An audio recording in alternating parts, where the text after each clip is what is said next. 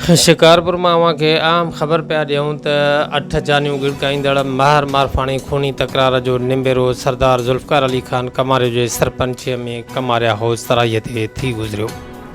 जी नाज़रीन, अवां खे आम ख़बर पिया ॾियूं ज़िले शिकारपुर जे शहर मदईजीअ मां त 8 जानियूं गिड़काईंदड़ महर मारफाणी खूनी तकरार जो निंबेरो सरदार ज़ुल्फ़िकार अली ख़ान कमारियो जे सरपंचीअ में कमारिया हाउस तराईअ ते थी गुज़रियो।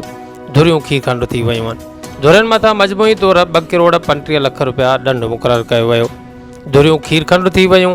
फ़ैसिले में अॻूणो MNA गौसबख्श ख़ान महर, MNA शहरियार ख़ान महर, मुश्ताक अहमद महर, नबीदाद महर जे धुर तरफ़ां शरीक थिया, जॾहिं त शहबाज़ मारफाणी धुर तरफ़ां शफ़क़त ख़ान मुंगराणी, डॉक्टर सलीम अबड़ोजिन मशीर तौर ते शिरकत कई।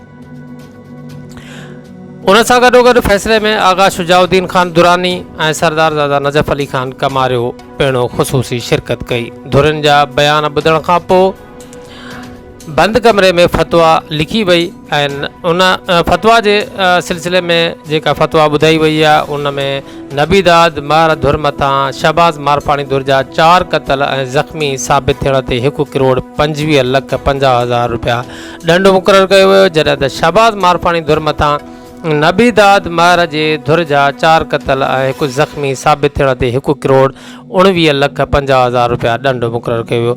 आख़िर में ख़ैर जी दुआ घुरी वई।